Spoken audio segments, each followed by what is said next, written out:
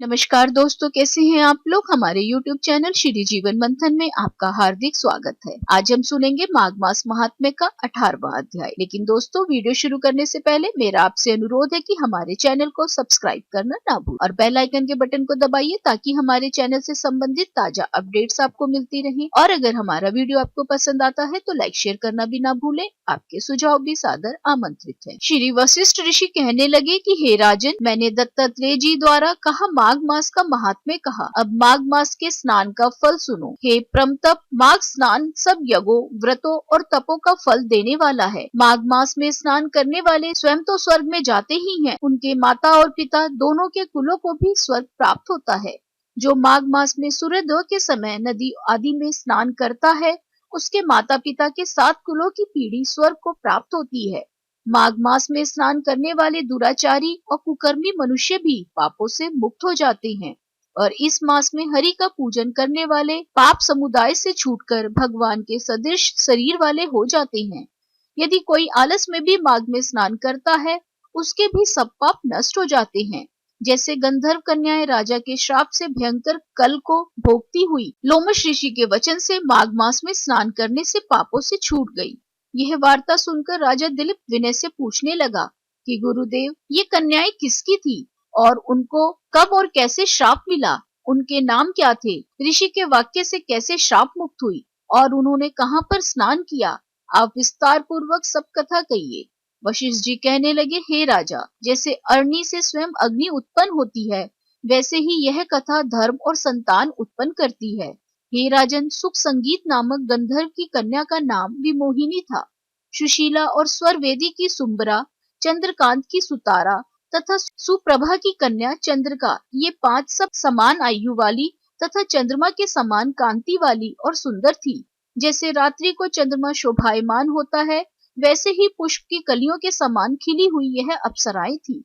ऊंचे पयोधर वाली पद्मिनी वैशाख मास की कामनी यौवन दिखाती हुई नवीन पत्तों वाली लता के सदृश गोरे रंग, सोने के सदृश चमकती हुई और सोने के अलंकारों से सुशोभित सुंदर वस्त्र धारण किए हुए, अनेक प्रकार के गाने और वीणा तथा बांसुरी तथा दूसरे बाजे बजाने में प्रवीण और ताल, स्वर तथा नृत्य कला में निपुण थी। इस प्रकार वे कन्याएं क्रीड़ा करती हुई कुबेर के स्थान में विचरती थी।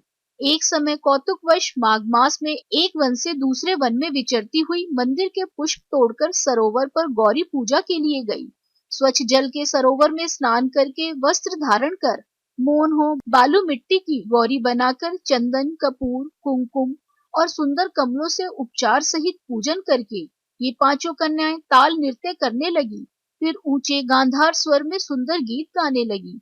जब ये कन्याएं नाचने और गाने में लीन थी, तो उस समय अछोत नामक उत्तम तीर्थ में वेद निधि नाम के मुनि के पुत्र अग्निप ऋषि स्नान को गए। वह युवा ऋषि सुंदर मुख, कमल सदृश नयन, विशाल छाती, सुंदर भुजाओं वाला, दूसरे कामदेव के समान था। शिखा सहित दंड लिए, मृग चर्म ओढ़े, यज्ञोपवीत धारण किए हुए था। उसको देखकर 5 कन्याएं मुग्ध हो गई और उसका रूप व यौवन देखकर कामदेव से पीड़ित हो देखो देखो ऐसी कहती हुई उस ब्राह्मण के चित्त में कामदेव का डर उत्पन्न करने लगी और आपस में विचार करने लगी कि यह कौन है। रति रहित होने से कामदेव नहीं और एक होने से अश्वनी कुमार नहीं, यह कोई गंधर्व या किन्नर या कामरूप धारण कर कोई सिद्ध या किसी ऋषि का श्रेष्ठ पुत्र या मनुष्य है। कोई भी हो, ब्रह्मा जी ने इसको हमारे लिए बनाया है। जैसे पूर्व कर्म के प्रभाव से संपत्ति प्राप्त होती है, वैसे ही गौरी जी ने हम कुमारियों के लिए श्रेष्ठ वर दिया है और आपस में यह तुम्हारा वर है या मेरा अथवा सबका, ऐसा कहने लगी।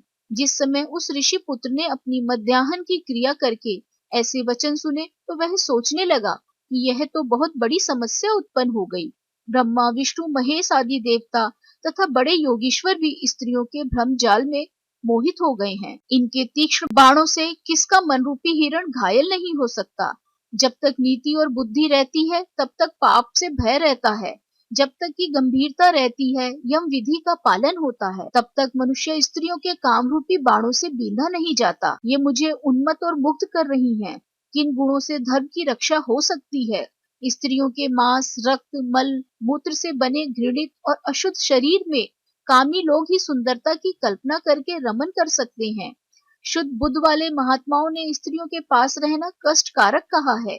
सो जब तक यह पास आए घर चले जाना चाहिए। अतः जब तक वह उसके पास आई वह योग बल के द्वारा अंतर्धान हो गया।